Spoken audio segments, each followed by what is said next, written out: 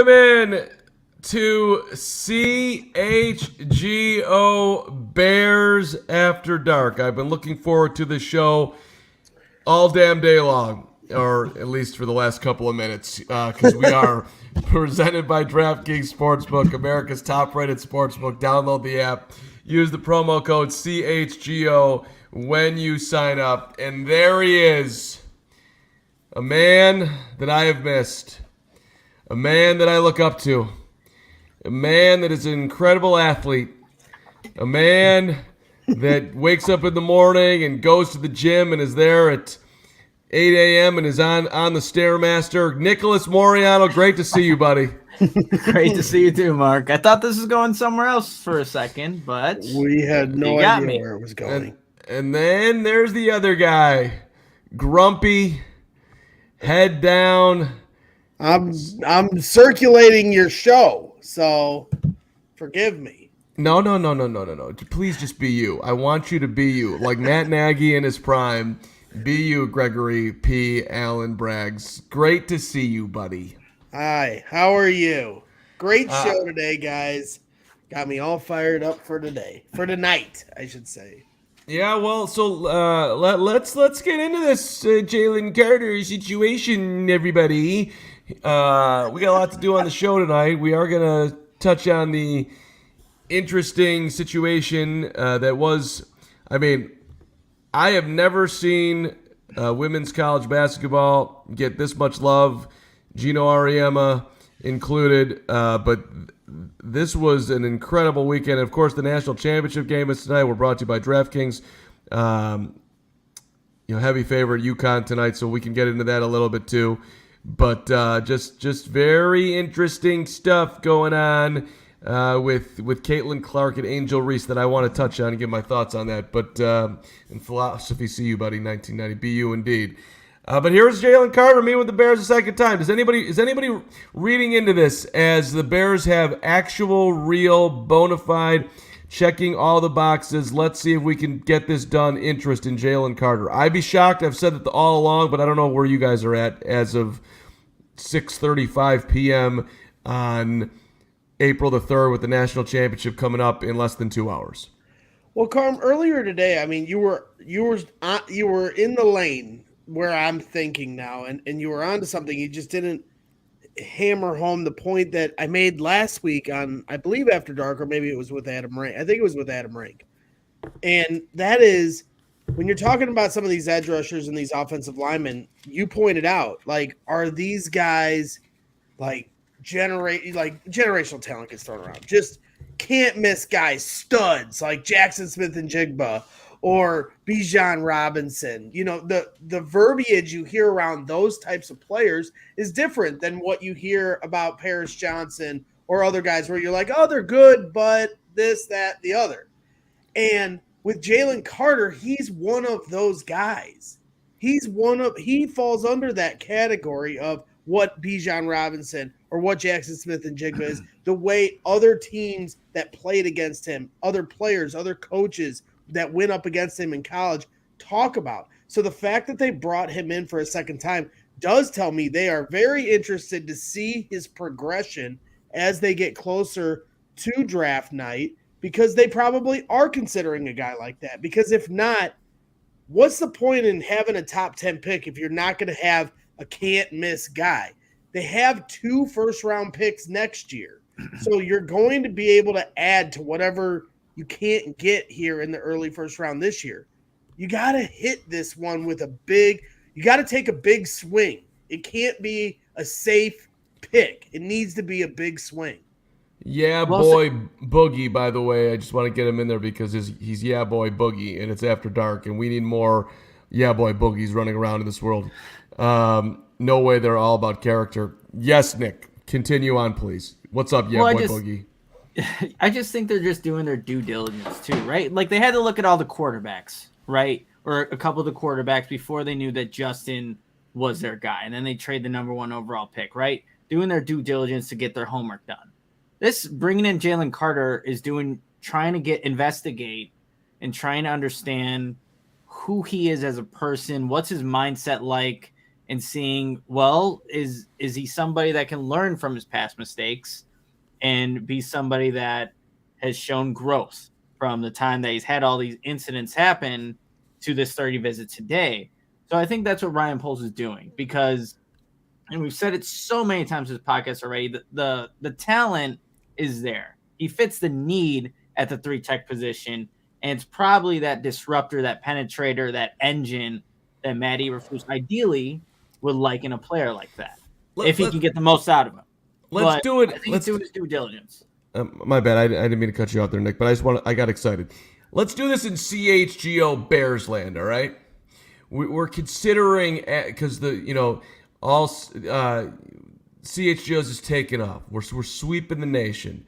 Everyone's a fan. Everyone's subscribing. We got everybody going diehard. By the way, if you're not a diehard, go to allchgo.com if you want to support us. We really appreciate it. Get yourself 20% off on all merchandise. Get involved with all of our takeovers at a discount. Get all our exclusive content, all of that. Let's just say for the record that we've got everybody in the city that is, everyone's subscribed, everyone's banging down the door to advertise. We're just overflowing in money. And we're going to add on more talent to CHGO Bears. And here's a guy out there. Man, he's got some inside information from some agents. He's got a great personality.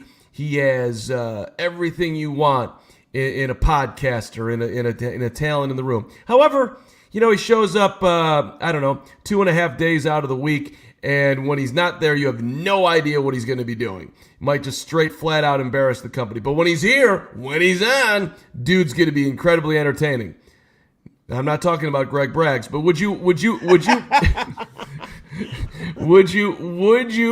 want that guy in your room? Would you want him, and anybody else out there, would you want him in your office? In your basement couch where you're doing some brilliant business, whatever, that's making you live your life to the best way possible. Would you want that dude? Would you hire that guy?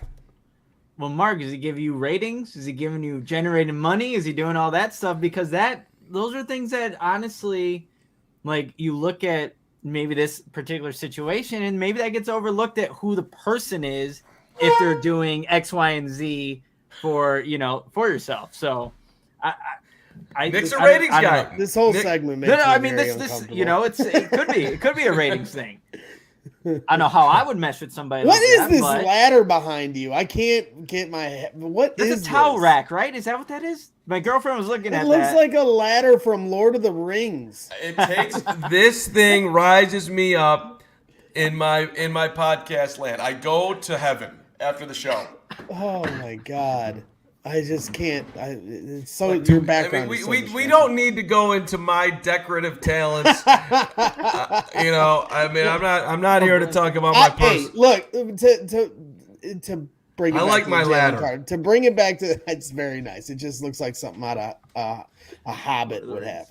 What are you gonna take a nap while I talk? I'm not going to go that long, Carm. Well, what Nick said is right. I use it for that's bad.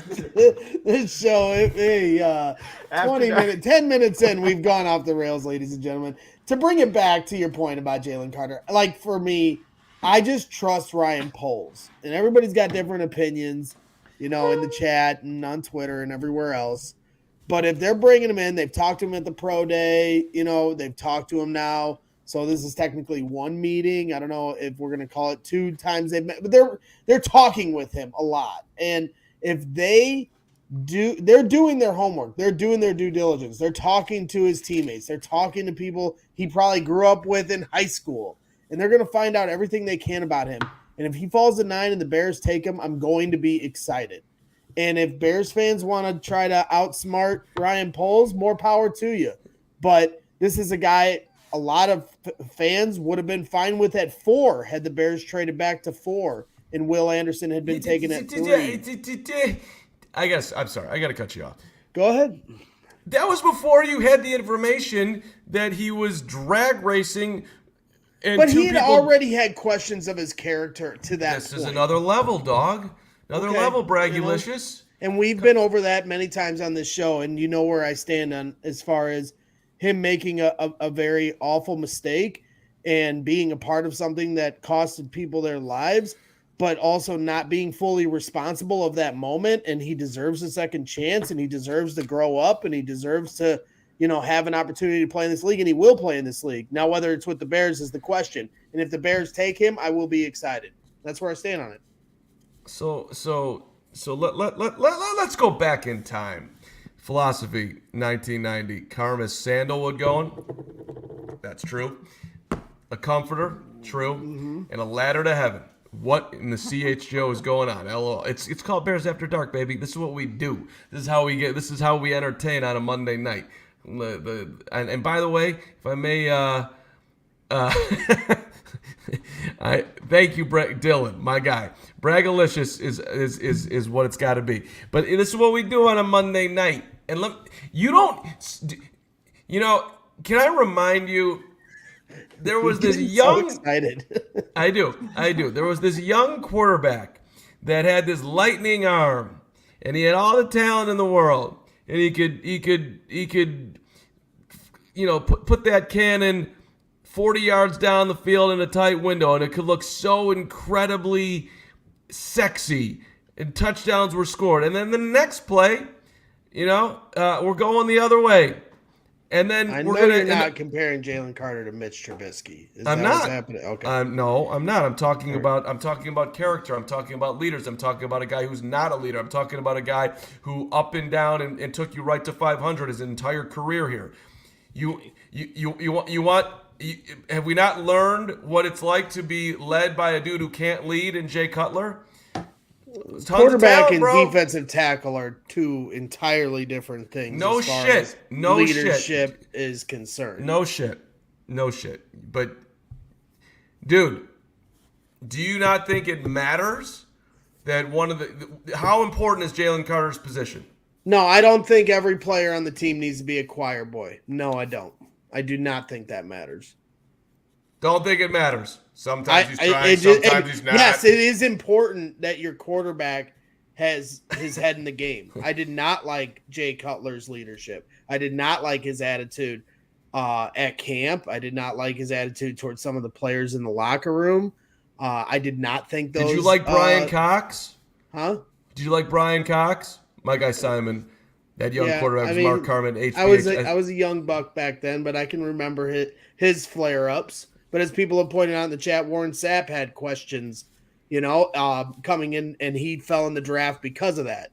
Standard brags lean on the chat to make a point. Well, and Warren Sapp also, I can remember having a few moments when he was in the NFL. I can remember him running off an assistant coach or a head coach going into the locker room, telling them to put a helmet on. I can remember that moment very well. I think it was on Monday Night Football, and you could see that intensity. He was a great player, so I would take that kind of player. I mean, that's what we're talking about with Jalen Carter. That's his ceiling. What's his floor? My new thing tonight is I'm just going to interrupt everybody. This is apparently my new game. I like it. Smoke Daddy Braggy. We're not talking about picking him in the 4th round. We're talking about taking him 9 overall. All right, you got Jackson Smith and Jigba. You've got Bijan Robinson. You got solid offensive linemen. You've got perhaps not to his level of talent, but you got some dynamic dudes who could get to the quarterback that could be there. Are you really going to pass on all those for a dude who's a complete wild card?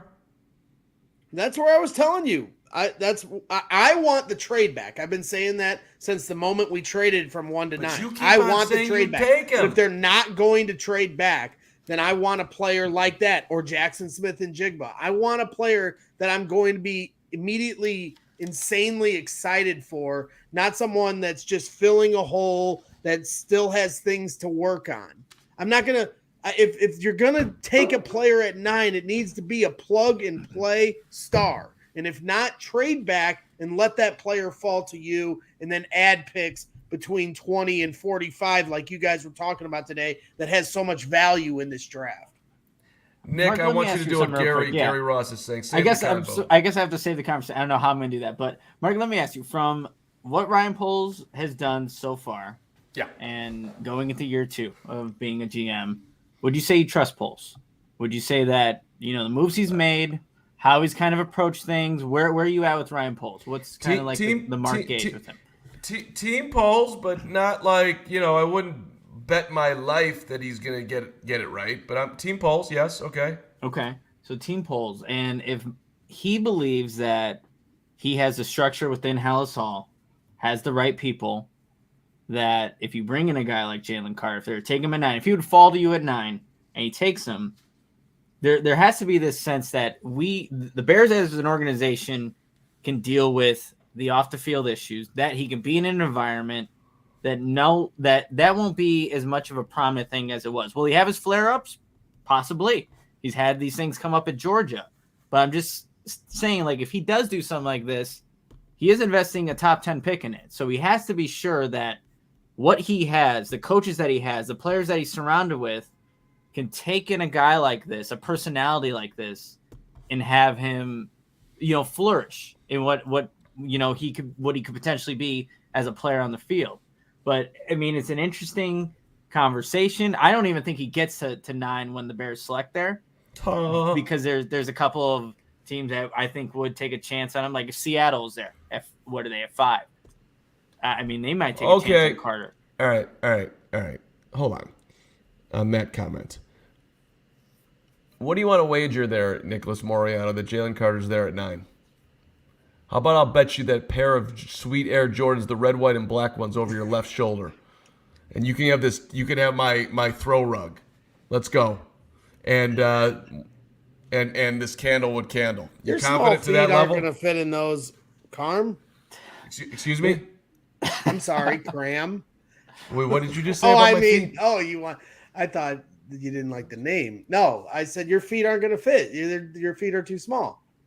Wait, isn't the candle going to be done and over with by the time like this all happens? With you already have it lit. We got a brand new one right in the old Carm cupboard over here, buddy. I'll give you the candle and autographed and the blankie for those Air Jordans.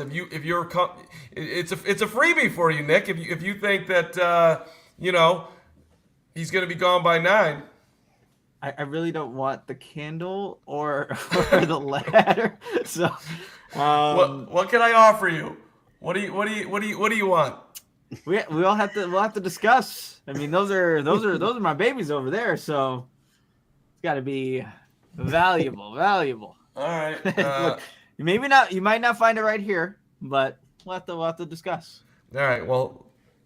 And yes, of course, all official gambling should be taking place on DraftKings Sportsbook, who is, of course, sponsoring this fine show. Who's covering? What are you covering, Gary Ross? You think he's going to be gone too?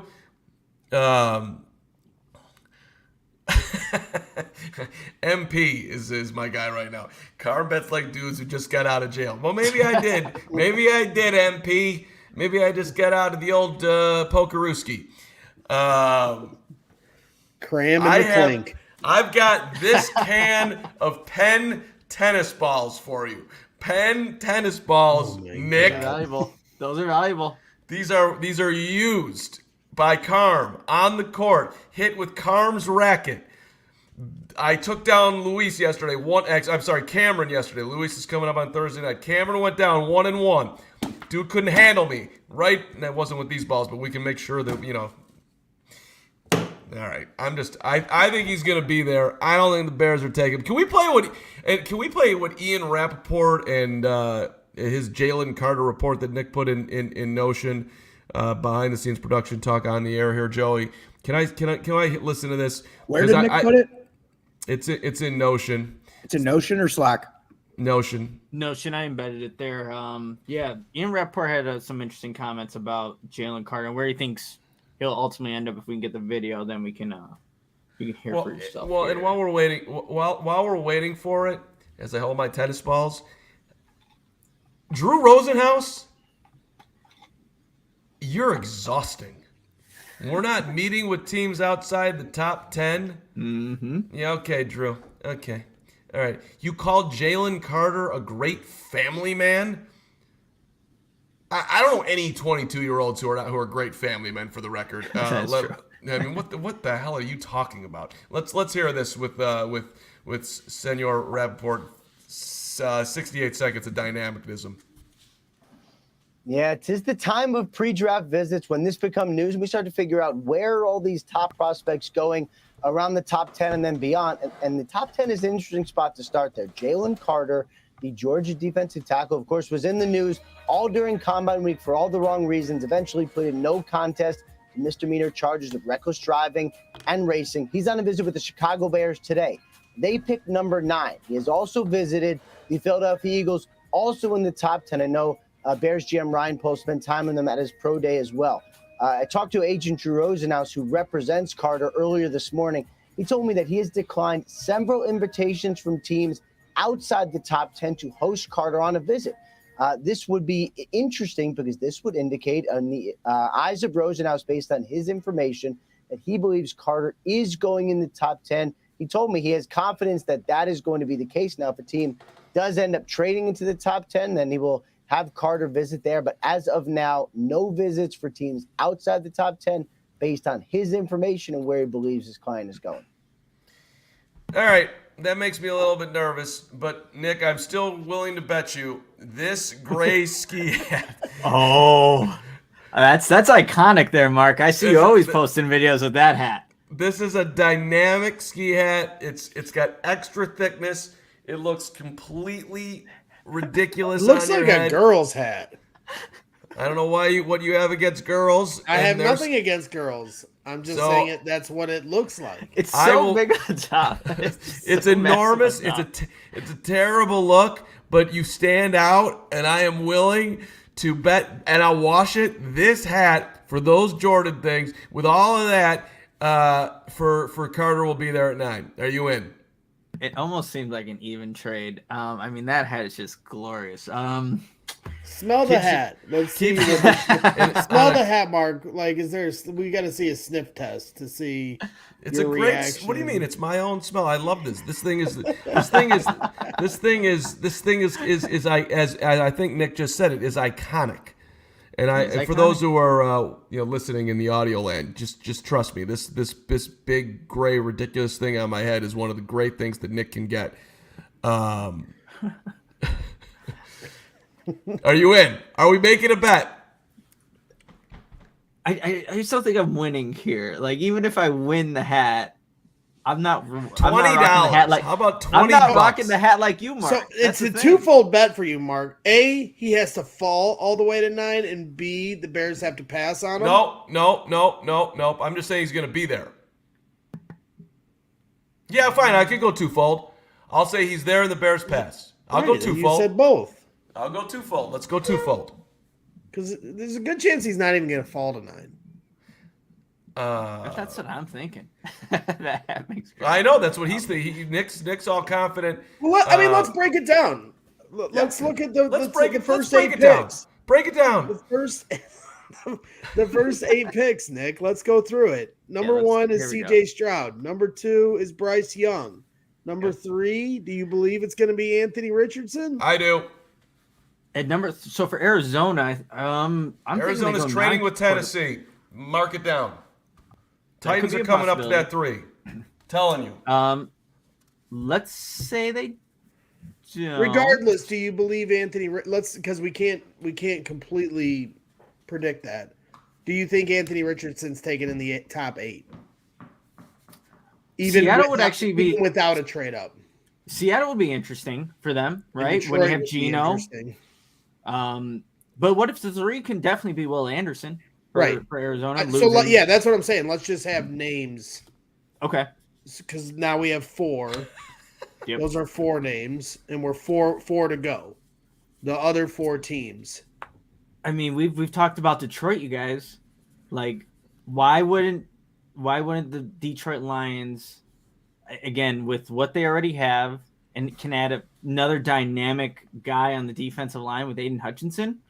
Like, that seems like a real possibility.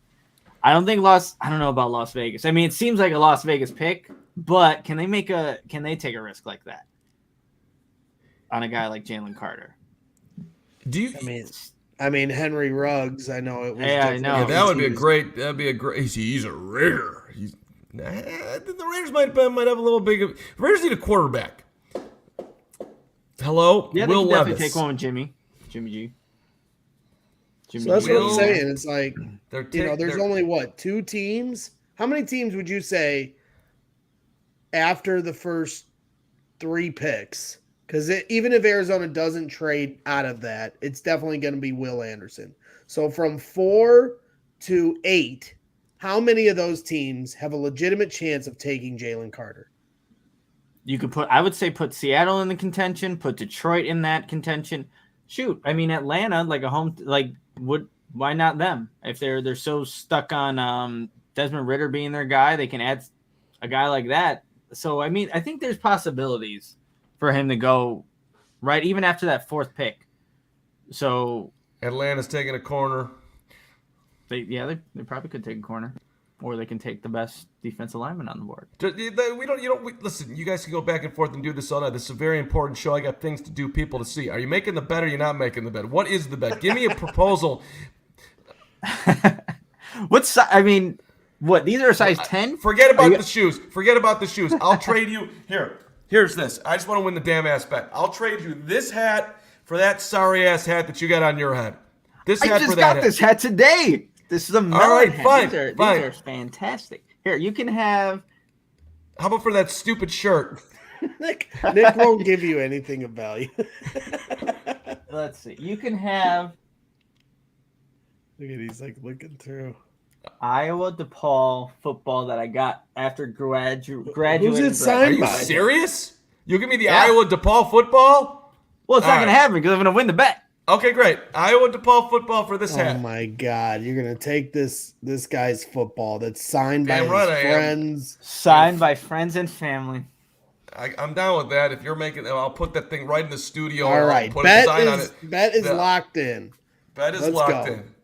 See, your boy Boogie's got this going on here. Not the football. Dude wouldn't give up that sad ass hat. He's giving me his football autographed by his family. You know what, Mark? I might have to. I know when your birthday is. I think it's August 11th, if I'm not mistaken. How do you right? know my birthday? Because you said it was 5 days after August 16th, or from the show earlier. Stop listening now- to what's going on these shows. That's not. I might have to No, get no. you a melon hat. That's the big 5-0, buddy, this year. So I just thought it was the 6-0.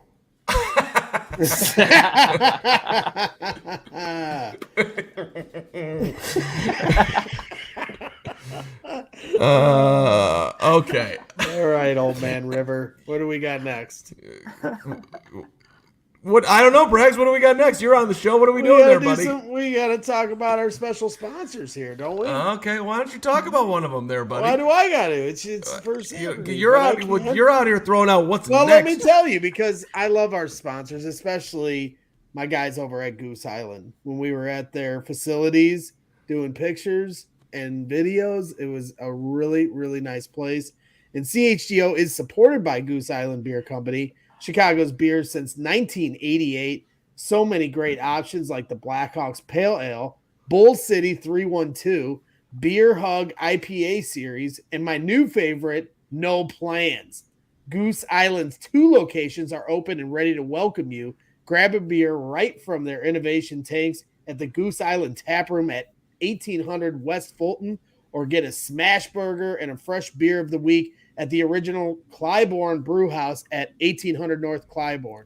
For reservations and pickup, go to gooseisland.com/locations. Goose Island Beer Company, the best in the business. Mirror you, Nick. I'll go real quick. I'm going to read this comment real quick. From Love Dave. It says, Nick, if you're giving up the football, you should ask for all of Carm's TV remote controls. What? What are we doing here? Okay. Okay, guys. What is he talking about? I've got one remote, and I barely know how to use it. And Well, I'll take it, and then you won't know how to use it because you won't Okay. have it. But I got to tell everybody about Shady Rays. Take on the sun with gear built to last. Our friends at Shady Rays have you covered for the warm weather ahead with premium polarized shades at an affordable price. Shady Rays is an independent sunglasses company that offers a world-class product that's just as good as any expensive pair we've worn here at CHGO. Durable frames and extremely clear optics for outdoor adventures.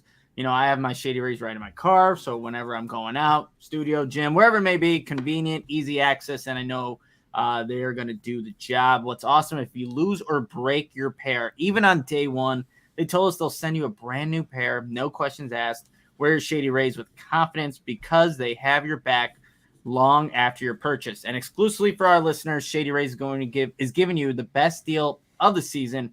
Go to shadyrays.com and use code CHGO for 50% off 2 or more pairs of polarized sunglasses. Try for yourself. The shades rated 5 stars by over 250,000 people.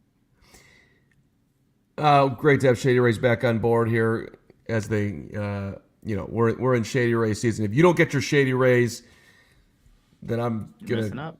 Yeah, you're just not doing it right. Shady Rays. All right.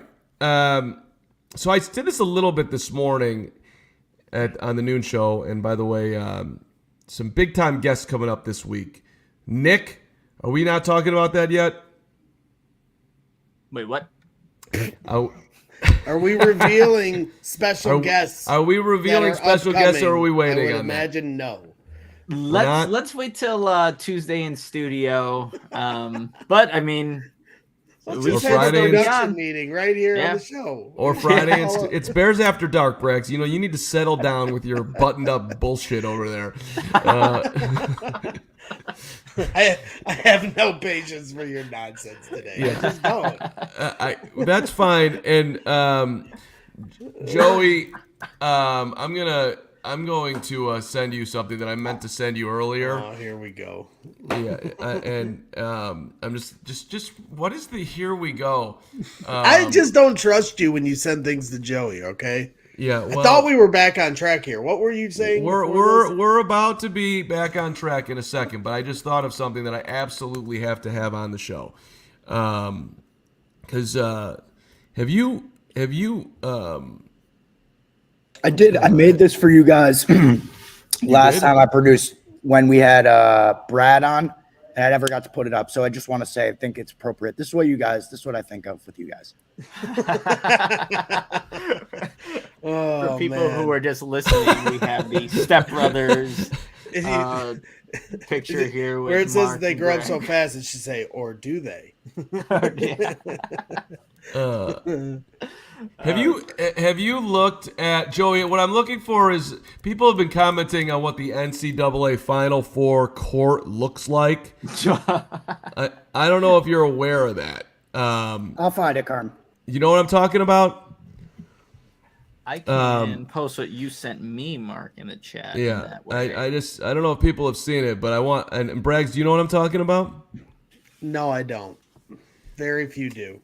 Okay, well, no, well, that's fine. That's why you listen to Bears After Dark, because I bring things to the table that others don't have. The brilliance of me is pervasive. All right, this is what I want to do. Okay, are you listening? I'm listening. I'm locked in.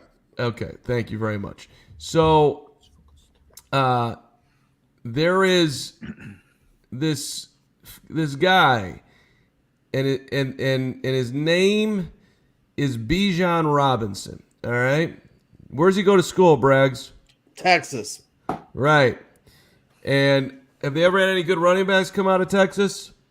Cedric Benson. Let's not Ricky mention. Williams, Earl Campbell. Come on, run back you. Come on. Thank you very much. Run back you. Cedric all right? Benson was a boss in college. Okay. So Yeah, well, and he was, Rest and in peace. then he ruined the Super Bowl, but R.I.P. indeed. But okay, so Bruce Feldman of The Athletic, we mentioned this earlier today, does a great job breaking down the entire draft. I'm reading his mock draft today. Maybe I'm late to it. I don't know. Gary Ross has probably read it 100 times, but so I'm reading it now, and this is what he writes about Bijan Robinson. Quote. This is from he's talking to scouts. Feldman does a phenomenal job talking to everybody, coaches, scouts, and this was the comment on Robinson from one scout. Quote, "Oh my goodness, that kid is unbelievable, has great vision, size, power, he will block. I can't say enough great things about him. He should have left 3 years ago. He's so big and strong. He's going to be an incredible NFL player." And then he continues on. His stop-start is pretty special. It's something you might see in a smaller back, but he's got that mass and can run through you. He is impressive. Really good receiver. He's a bad matchup for a linebacker. He continues on. He's so compact, has patience, great change of direction and change of speed. When the ball is in his hands, he is elite. Their O-line looked the part, but they weren't very good in front of him. They were young and so inexperienced. Movement would hurt them. He is great, though. I think he was the best player in college football. Watch him. I get why NFL teams aren't picking running backs in the top 5, but man, he's physical. He has good long speed and is selfless. They use him to block on the perimeter and pass protection. He's an elite route runner. He is elite. Now, I mean, come on. Right. That you do not get write-ups like that very often. The dude literally, he listed every single quality you could possibly have and called him elite. And you tell me we're gonna draft Peter Skoronski? Come on, Bears. Come on, Bears fans. I'm not against it. There's people in the chat that would be vehemently against it. I'm not against it. In an ideal world, I'd love to trade back a few spots and have Bijan Robinson fall to the Bears. But if that doesn't happen and Ryan Poles shoots his shot and takes him at 9, I'm going to be excited. And there will be plenty of Bears fans that try to outsmart the GM, and that's fine. You're allowed to have your opinion. The GMs have been wrong before. So, but at the same time, I always go off of what Ryan Poles said in his opening press conference to end the season. He said, we want playmakers. And when they came to the Panthers and they had this discussion on who they were going to take, you guys talked about it today. Brian Burns, the defensive tackle, Derek Brown, and DJ Moore were on the table. Adam Hogue said, well, they wanted to get Justin Fields help. They valued that over, a linebacker who's at the top of his game, a defensive tackle, which they sorely need. They took the wide receiver. They traded their second-round pick for Chase Claypool, a guy that only has 1 year left on his deal, just to get Justin Fields help. DJ Moore, Justin Fields help. People say in the chat, well, they got Foreman. Why would they get Bijan Robinson? Deontay Foreman is on a 1-year deal. Khalil Herbert is probably going to go exactly where David Montgomery went at the end of his contract, to another team. So if they draft Bijan Robinson, you're not going to be hearing any complaints out of me. I want playmakers on this team. And by the way, Gary Ross, we will work out our bet. I'm absolutely betting with you. Don't worry. Thurman Thomas or whatever the hell, a sandwich. You're on, pal. Don't you worry. Nick, did you just get turned on by Bijan? I did not. I'm already back on the Audible show, which was last Thursday when we switched it up a little bit. Not taking Bijan at 9. Not doing it, Mark. I think where it's going to come, it's a positional value. I think Ryan Poles can get a running back later in the draft that can also be impactful. And he's going to be good wherever he goes. Whatever offensive line he has in front of him. I'm not taking him. Not taking the running back. Just not for what this Bears team needs. A Cliff. Those are good. Is that peanut butter? Yep, that's a Cliff. That's a peanut butter Cliff bar. That's a very good one. All right, that gives you energy. I like those. It does, and you're talking about Bijan like he's a peanut butter Cliff bar, and not a double cheeseburger from Al Cheval. I don't like it. Right, to me, the difference between a guy like if you were to take a guy like Bijan Robinson, or you wait later, is like the difference between Saquon Barkley and David Montgomery.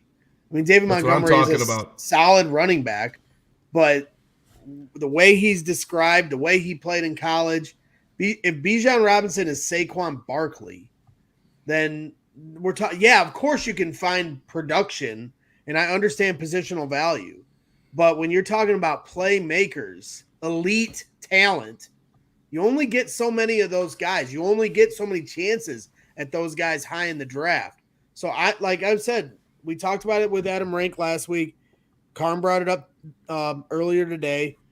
I'm totally in line with these guys. Bijan, JSN, Jalen Carter. If not, trade back. I'm going to end up sounding like a broken record, so it's probably good. I'm only doing a couple shows a week because I don't know where else to go with the conversation other than to say get an elite guy or trade back. Let me help you out, and I disagree. You the more brags, the better. I'll throw you one compliment tonight because you're just so damn adorable in your JD Bears white hoodie and your focused look and everything else that's going on. You see what it says?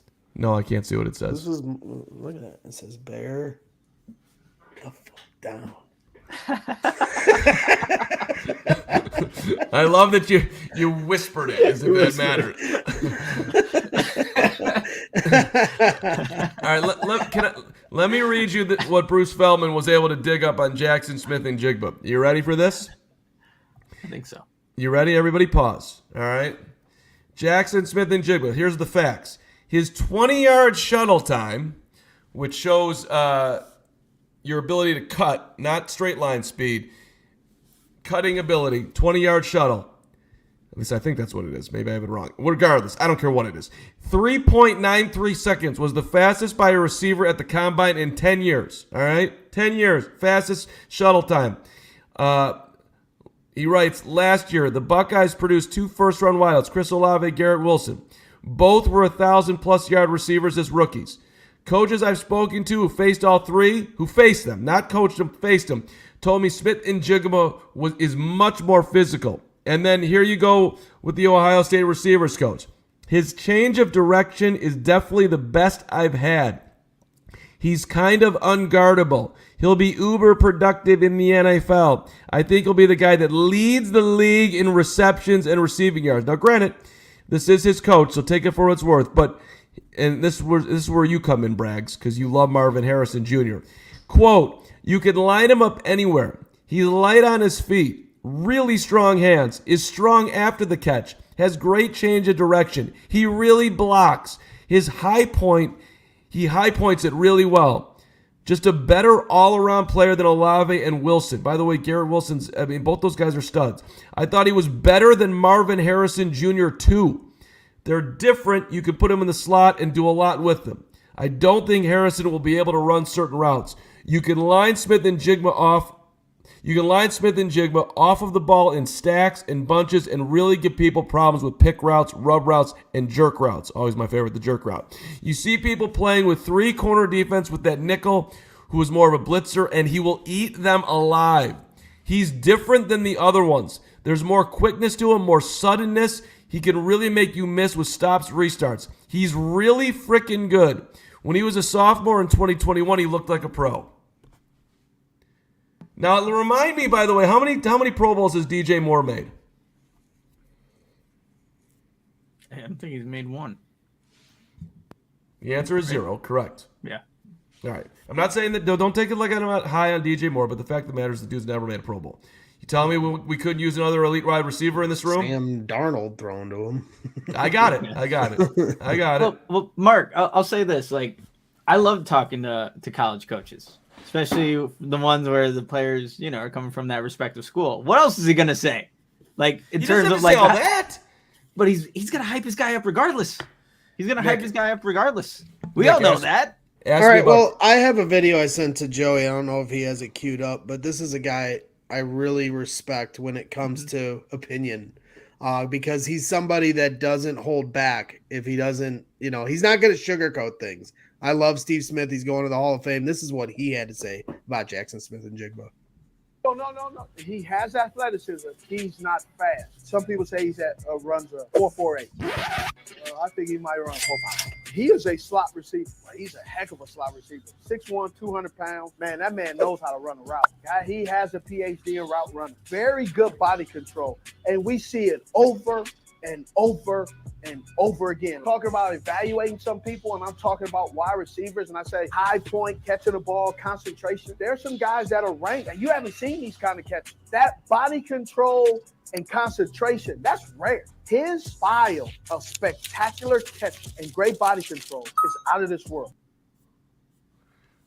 Love the production on that. That was good.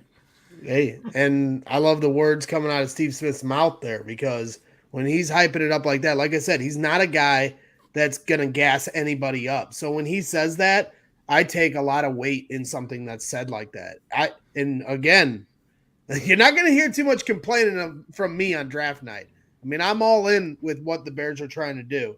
So they draft Jackson Smith and Jigba, just like the other guys we talked about tonight. I am going to be elated. The other guys, Paris Johnson, fills a need. Peter Skoronski fills a need. Tyree Wilson fills a need. Lucas Van Ness fills a need. The cornerbacks, Devin Witherspoon or the other one, Gonzalez, fill a need. Am I going to throw my chair across the room? I don't know. I'll be fine with it and I'll be on board. But when we're talking about these kind of players that are potential multipliers that can help your offense in a way, and we've talked about it before with the wide receivers, they only have DJ Moore with a 3-year deal and Velus Jones on his rookie deal. Chase Claypool and Darnell Mooney only have 1 year left on their deal. This guy could come in, you have him for 5 years. Unbelievable, catches, body control, his highlight reel, like Steve Smith says. Come on, guys. I mean, I want an elite player. That's what I want personally. I mean, call me crazy. So I saw in the chat, by the way, that people wanted what he would say about Zay Flowers, 5'9", 182, out of Boston College, who most have going in the first round.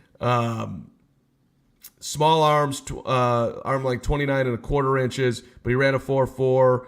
So this is what the coach that the Athletic Bruce Feldman said about Flowers. Quote, "He's a dude. There were times when we had him double and he still caught a touchdown pass on us. What do? He's electric and has really good ball skills. If you don't double him, he's going to double move the shit out of you. He's a strong little wide receiver from a blocking standpoint as well after the catch. We recruited him, and we thought he was a great human being, always smiling. Loved that kid." And quote, "He was awesome last year. Their quarterback was hurt. Their O-line wasn't a typical BC offensive line, and he almost single-handedly beat teams. He plays really hard. He can play slot or outside. He's a great runner, really good after the catch. I think he's a tough kid too. Zay became really hard to double. They motioned him. We'll put him in the backfield. Put him in the number 1 spot, the number 2 spot. I thought the Boston College offensive coordinator John McNulty did a great job with him last year." So chat, I forget who said that. You are correct. Zay's getting a lot of love there, and that's, by the way, from an opposing coach, which is super interesting. Makes it more so than in the example that I just gave you of JSN being given love by his own dude. But he didn't. I mean, he didn't go to the level that we just heard on JSN. Listen, there's a reason why the Carolina Panthers did not want to give up picks between 20 and 45 that was talked about in a different athletic piece, because there's a lot of good players there. So maybe the Bears, I'm still, to Braggs' point, maybe they do trade down from 9 and add in picks and take a Zay Flowers. That very well could happen. I mean, everything's on the table at this point, obviously. But okay. Well, I mean, look, somebody said in the chat, you can't throw to him if you don't protect the quarterback. Curtis Newberry said that. Nick, let me ask you this. We have 2 first-round picks next year. We don't know where they are yet. But can a Paris Johnson type or a Peter Skoronski type be had next year with one of our two first-round picks? Yeah, Nick. Well, yeah, I mean, just, again, talking to Brandon Thorne about, this class, he didn't think it was overall as good of a class when it comes to the offensive tackles. Now, I don't know what he thinks or if he's done his homework on next year's class, but he said most of those guys were later round first-round draft picks, including Paris Johnson Jr. and Broderick Jones. So I'm not going to say no, they're not Penei Sewell, right? We're going to take an offensive lineman because we want to protect the quarterback, but neither one are plug-and-play left tackles. How are you drafting an offensive lineman in the top 10 and he's not a plug-and-play left tackle? Yes, we need somebody to protect Justin Fields, but why are we reaching at 9 when we should be taking elite? No, yeah, the one elite guy that, again, Brandon Thorne said was Pierce Skoronski, who he thinks will play guard. He doesn't think, again, he said maybe Chicago or Tennessee can see him playing tackle because the offensive line isn't that great, but eventually he's probably going to be moved inside. That's the one elite guy he has in this class. But it all depends too, you guys. What if Ryan Poles can definitely see things differently. He can see Paris Johnson Jr. and his 1 year of starting at left tackle and think this guy is definitely has all the intangibles. Once he gets that anchor and that play strength a little bit better and getting in an NFL weight room, he couldn't be an elite guy. So it's different. It could be way different from how NFL teams are kind of structuring their boards and seeing these offensive tackles. But to answer your question, though, Greg, there easily can be guys with 2 first-round draft picks that you can potentially go get your tackle that you ideally like, that fits your scheme, and that you know is going to be, or that you project is going to be a really good fit for your football team. Yeah, I mean, that's what I'm saying. To me, like, Penei Sewell is the perfect example. Everyone knew he was going to be a left tackle. Nobody had any questions on the type of player he was going to be in this league. These other guys, I think Broderick Jones. I think, Peter Skoronski. I think Paris Johnson can. There's not, I know. Okay, so that's where I start to get uncomfortable with taking those kind of, I think, players at 9. I know who this guy is at 9. And when I was at the combine, there was a guy standing next to me that, worked in Houston. I have no idea what Mark's doing. And he said, I know Bijan Robinson is the safest pick in this draft. That guy's going to be a stud. I know players, not I think players. I was just holding this up just to see how long it would take for you to notice, because when you go on the downward head thing, and I also would if you could say, how do you say ramble more than anyone. I don't want to hear it. Fair enough. On to the next topic. And let me ask you this: will you say Penei Sewell 10 times, and I'll give you this pen? No, I love the way you say it. Why Penei? Penei, like a bidet. Like a bidet. You're gonna. Penei? How do you say it? I thought it was Penny. Penei Sewell. Penei? What? Penei? Penei. Bidet? Don't screw with me right now. Bidets are the best. I'm waiting for the chat to respond to this situation. I think it could be our new. This could be the win of the year. All right, we got a very important end of the show here, but I do have to tell you that if you're watching the NCAA championship game tonight, you should be watching it on Fubo TV. 140 live channels of sports, shows, movies, and news. You can stream live to your TV from any device, which is awesome. Watch the most Chicago sports for the lowest price. That's right, Cubs, Sox, everything on Fubo TV, which you do not get elsewhere. Which is one of the main reasons why I'm probably just going to get rid of YouTube TV, because Fubo TV, you can do both. Start watching immediately with a 7-day free trial. No contract, no cable, no hassle. Just sign up and start watching. There's 1,000 hours of cloud DVR included at no extra charge. You can watch local teams while traveling too. So, you go out of town, you want to watch the Cubs, White Sox on Marquee or NBC Sports Chicago, you can do that with Fubo TV. Use the link in the description to sign up for 15% off your first month of Fubo Pro. And as you know, you guys, CHGO Bears offseason coverage brought to you by ComEd Energy Efficiency Program. You can learn more at ComEd.com/poweringbiz. The ComEd Energy Efficiency Program is committed to helping families and businesses in the communities we serve save money and energy. And of course, ComEd offers free facility assessments that can help find energy-saving opportunities, whether it's lighting, HVAC systems, commercial kitchen equipment, or industrial processes. An authorized engineer will work with you to develop a detailed assessment plan specific to your goals and needs, and that can be done in person or virtually, and it lasts approximately 2 hours. And don't wait. You get started saving money and energy today. For energy saving tips and to schedule your free facility assessment, go to ComEd.com/poweringbiz.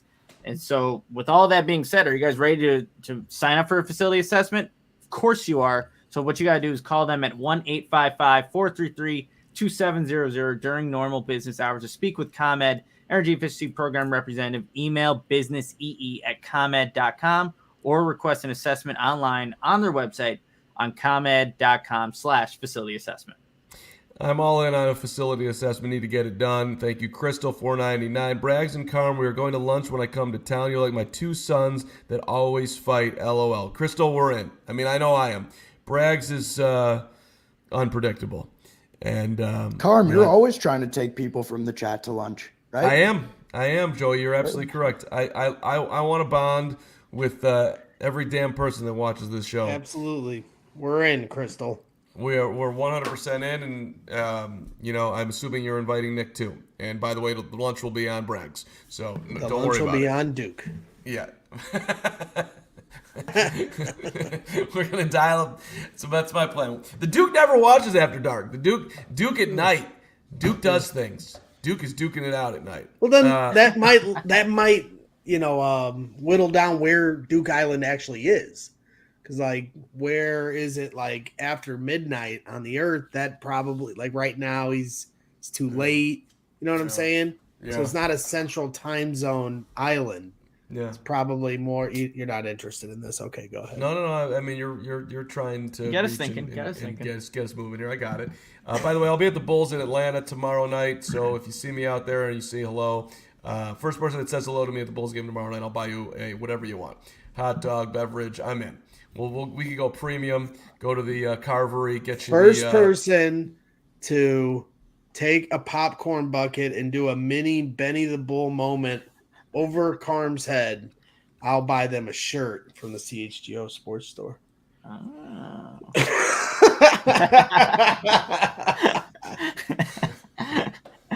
Now I got to sit there and worry the whole game that some dude's gonna just sit. And I mean that. Anybody watching that sees this. Yeah. You see Carm at the game, do a little Benny the Bull impersonation, popcorn over the head, you get a shirt. Don't get kicked out because that's not my fault if you do that. It was Benny's birthday yesterday, and so they, it was like a nonstop tribute to Benny. And as you may know, I get a little irritated with good old Benny. First of all, the dude can't shoot. He does that over the head thing from half court. I think he's made it in like 4 games yesterday. And on his birthday, of course, he came up woefully short, and it was just the standard Benny for performance. And then the dude is walking, like, there's the hockey boards, right? So he gets up on the hockey board and is walking down, like, so he's right in front of, the $500 seats, screaming for attention. And I'm getting super, like, if I was sitting in the second row and I got the furry thing sitting in front of me, I'd be like, get out of the way, dog. This is a huge game. Get the Memphis Grizzlies in town. One of the great second halves of the entire season. I got Benny the Bull in front of me. But then I noticed, shout out to you, Benny, on your birthday, that there were a bunch of kids lining up to give Benny high fives. So, but get out of the way. I'm not Team Benny. I'm just not Team Benny. Not a Benny guy. I like old school Benny. I liked Fat Benny. Fat Benny who stayed in the background. That was the good Benny that came out. What about the weed smoking Benny? They didn't like that guy either. Duh Bull, he sucked. Idiot.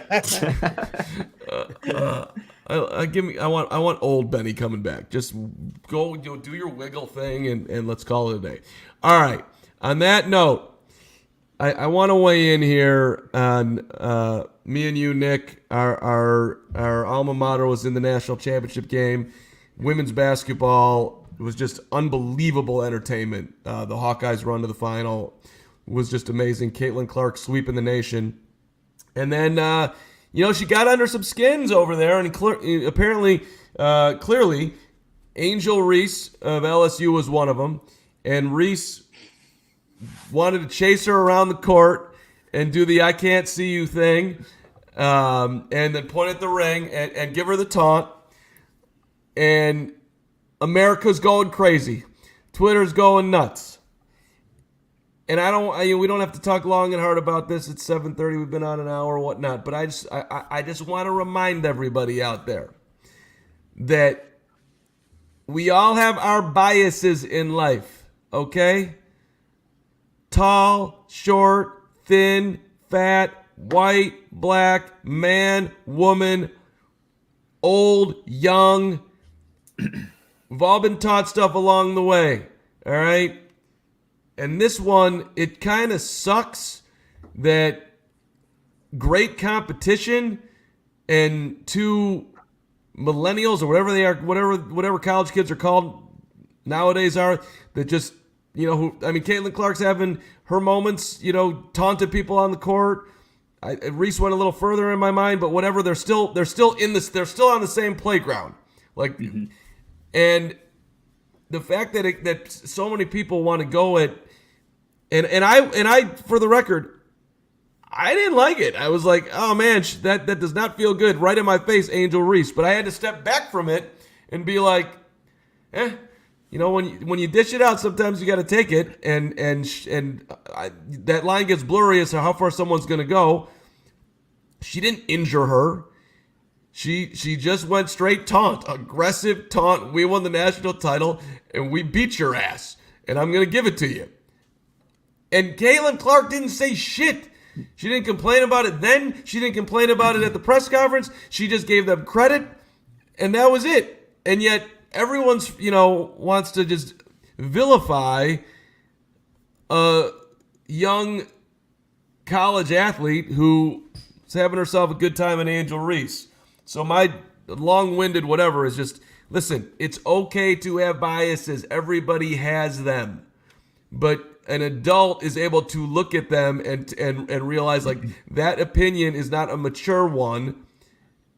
And I can see that, that's what I was taught, or that's what I learned along the way, or that's how I was when I was 10 years old. But when I get a little bit older, I'm going to realize that, there's a lot of nuance and personality and stuff going on underneath that drives people to do what they do. And I'm not going to completely freak out and try and attack somebody on Twitter or talk a bunch of nonsense when, we really could have just been celebrating phenomenal competition, and we could have focused on the terrible job by the referees and how Iowa should have won the damn game. There we go.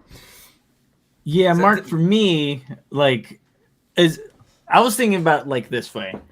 When you are a Chicago sports fan and Iowa Hawkeyes fan, you don't unfortunately get to see a lot of championships. So this opportunity and I have my family, good portion of my family were watching this game. And then, obviously they're going to lose the game. And then, Reese kind of does what she, at the free throw line, I had no problem with that hand wave. It's like, man, I hate you, but that's kind of badass how you're doing it to her, right? And then at the end, it's like anything LSU could have done, I was going to be angry with because my team lost. Right. And so it's just I couldn't get that emotion. It was going to happen regardless. They could have shook hands and been all fine. I'm like, don't even touch her. That would have been my reaction because Iowa lost the national championship.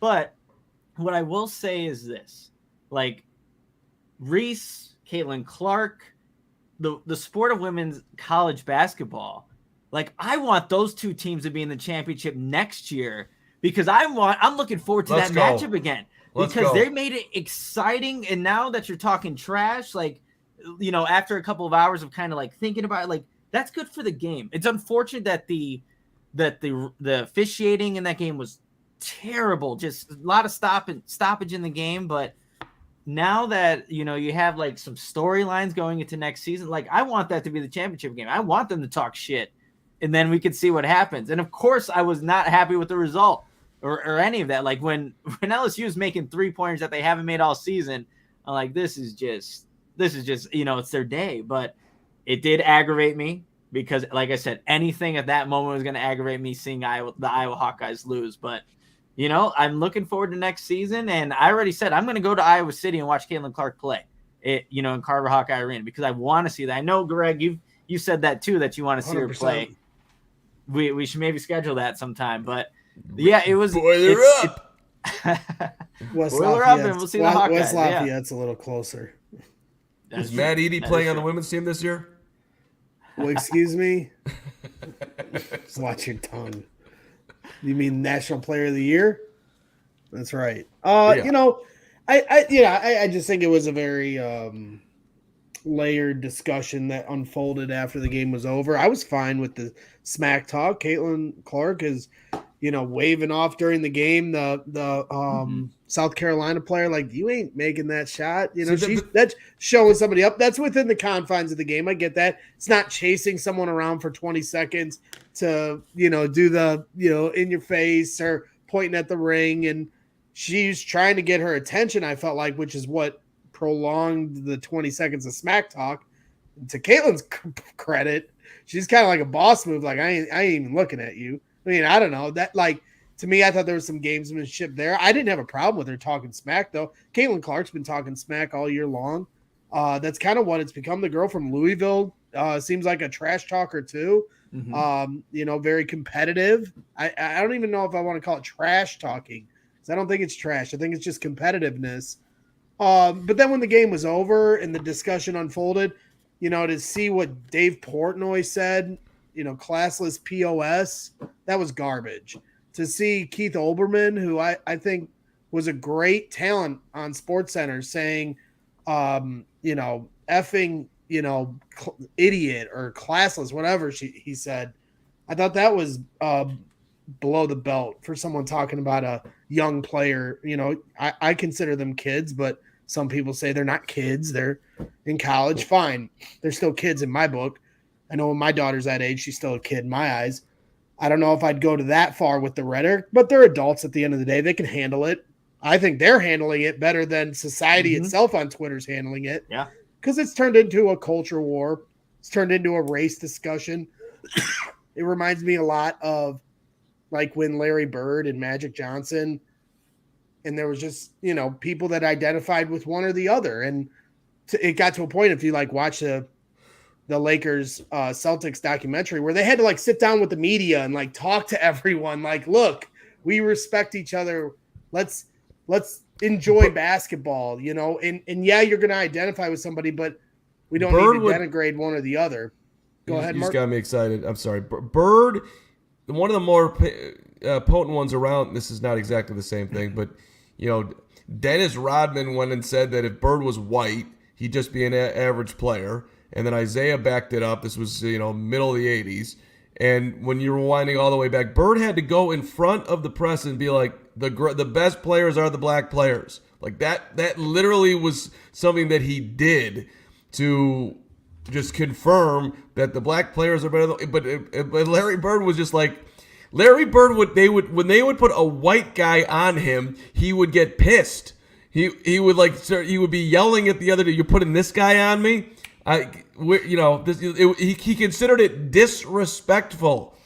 So it's not the same stuff, but it just no. But I think where it unfolded after the game, where it was somewhat of a culture war, 100%, a race war. And I think a lot of the angst that LSU showed had less to do about Caitlin Clark and more about the media coverage of her leading into the game. And it was understandably so why the media was hyping her up. She had an unbelievable tournament. She's been a great player in her career, but the media coverage was so overwhelming that LSU was the forgotten team, the forgotten players. True. They weren't getting covered going into this game. So they took that with a chip on their shoulder and used that as motivation to beat Caitlin Clark, and so, it may have felt directed at her in a lot of ways. And obviously Angel Reese was directing it straight at her, but I think it was also more so just about the media coverage being solely about her and nobody else that was playing in that game. And these girls were like, hey,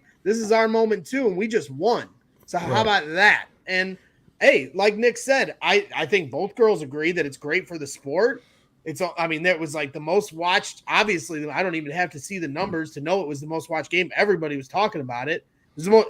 Everybody was talking about it after the game, one way or the other. Mm-hmm. It was disappointing that the refs and racial divide were somewhat of the focus after the game, when it should be talking about how great these girls played and how exciting the whole tournament was in general. But at the end of the day, it's growing the sport. Caitlin Clark's growing the sport. Angel Reese has helped growing the sport. It had me interested. It had a lot of other people that don't watch women's basketball as much interested. So at the end of the day, it's a plus. You just got to get through some of the fallout from some of this. And I think I'm able to take a step back and see how it is. But I think others, like you said, there's bias and people kind of get their chest out for who they feel they identify with more. And I get that too.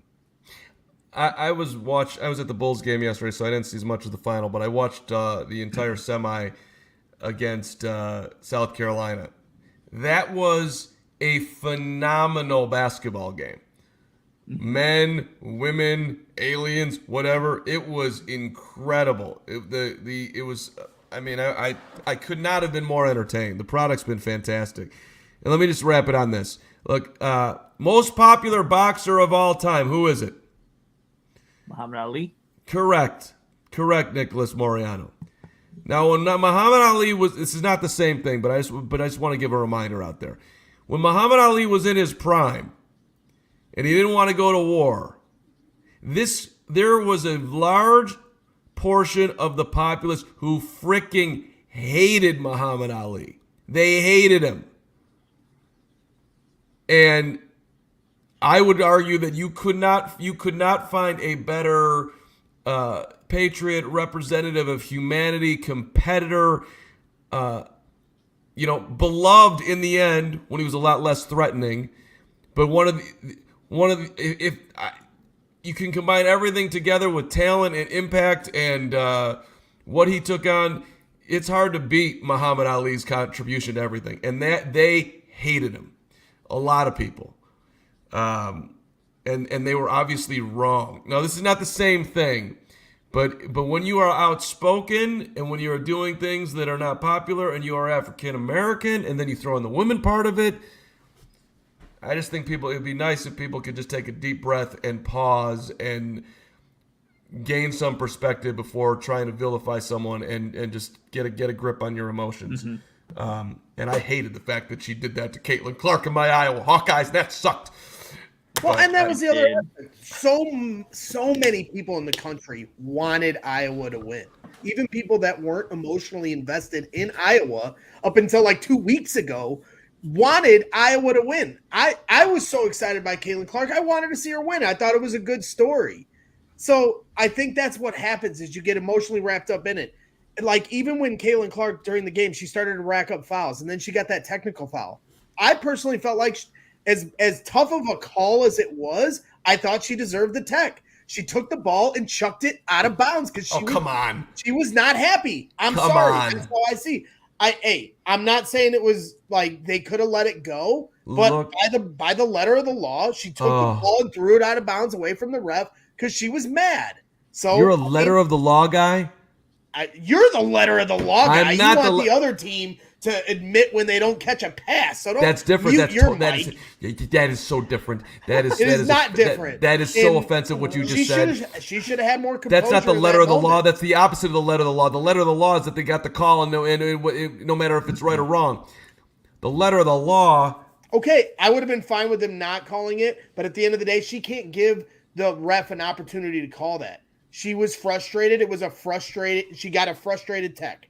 She shouldn't have got it. She already had 3 fouls. Players are allowed to be frustrated. We gotta wrap because Cubs post is coming up and Joey's got to go. I'm just saying. So I just think there was an element of it was like building towards that by the end of the game. Like, oh, they're not getting all these calls are going against Iowa. Nobody, there was just a lot going on in beyond what happened at the end of the game that led to that moment. And LSU won it. They deserved to win. So, I give them all the credit in the world. Look forward to a rematch next year. There we go. All right, Cubs post is coming up. They're in the 7th, so it's not coming up in the second here, but we got to prep it up here, and Cubs are down 7-6 to the Reds. Okay. If they drop to 1-3, White Sox lost to the Giants 12-3. I'm gonna remain optimistic here for a minute, but if they get to 1-3 in another 28 minutes, I might have to ask Cody Del Mendo if the Cubs will see 500 again this season. Yikes. Yikes. Let's go. Can we get a good start? I was so happy at 1-0. All right. Hey, thanks so much, everybody. Gary, we'll get our bet down. Nick, what do we bet? This hat versus that football. That Carter will be there at 9 and the Bears won't take him. This hat versus that football. Damn it. Let's do it. Washed and ironed and you can polish that thing for me. Braggs. I'll inflate it too. Thank you. What? It's great being with you, buddy. You look like a Russian something. So you look like That's right. I got this hat. Putin sent one of those Russian dancers. I forget what they call them. No. This is from my bubby who made a kishka, and she gave me this hat so I would be warm. Bubby made a kishka. Name the movie. Anybody? Nope. No, Bubby made. we're not old. I know this movie came out in 1982. Bubby.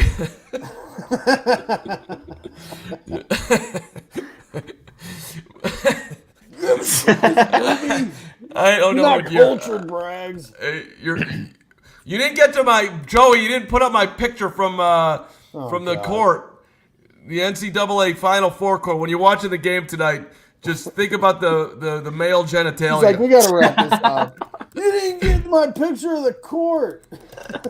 Well, I'm googling when For Your Consideration came out, which was 2006. The movie's For Your Consideration. Bubby made a kishka. Have a great night. We'll see you next week for Bears After Dark. Wait, hold on, Carm. Hold on. Okay, hold on. This is just for our viewers This on is- YouTube. Bubby made a The kishka. people that stick it out this long through the nonsense, they really love us. So we might as well just give them everything we got. What is that, Braggs? What the hell's going on there, NCAA Final Four? Why am I what? What did I do? What does that look like to you?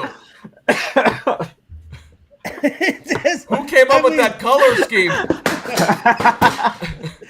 What's Oh breaking? my god! That was my light. Hey, speaking of mascots, we're gonna keep this goof train rolling. I might as well tell this story. You're talking about mascots. We weren't keeping the Saturday. Yeah. Saturday, we took Addison to an Easter breakfast thing. Don't you walk away from me, Carm. I'm listening. And there were all these different mascots there, like Bluey and Sonic the Hedgehog and all these different characters. And the Super Mario mascot, Addie's about to take a picture with Super Mario, and then all of a sudden Super Mario starts to pass out. And she was next in line. And we thought that Mario was like joking, like falling into these people, but really the person underneath the mascot was literally passing out because of heat exhaustion from being under this mascot suit. It gets better. She's fine. There was a girl underneath this Super Mario. She ended up being fine, so I can tell the story. But she's laying on the ground. My wife, who's a nurse, is like helping. She's doing her job. I ran to try to get somebody that worked there to call the fire department. My wife is helping this young lady. She's got heat exhaustion, not enough sugar, whatever. My daughter Addison comes over my wife's shoulder and is like, "Mommy, can we go see the Easter Bunny now?" Like while she's tending to this poor girl. Addie did not care at all about what was happening. So that's my amazing. mascot story for the weekend. Wow. Can I tell one last Other one? people And are then going to hang out this late. 220 people still in the chat. So everybody hit the like button. You obviously like this nonsense. If you're here this long, I'm sure there'll be somebody yelling at us. I'll just tell. If you're here I'll this just- long, you like us. We're going to tell you the funny stories. Yeah, here's my last one, and then we're really going. I did Division II college basketball play-by-play for St. Edward's University. No names are going to be mentioned here, but we're on the road, and some dude's coming. One of the players is coming back late at night, and I was like, and he was excited about somebody who was coming over, and I said, like, oh yeah, one of the cheerleaders, and he just looks at me. He's like, nah, mascot. Wow. That's hilarious. Nah, mascot. And I was like, you're the dude. You're the dude. Not a cheerleader. He's going mascot. Rise and shine. Rise and shine. Anybody at the Bulls game? Benny the Bull, popcorn bucket on our guy Cram here. You get a free shirt from Braggs. Just saying. Have a good night, ladies and Have a gentlemen. good night. We'll see you next time. See ya.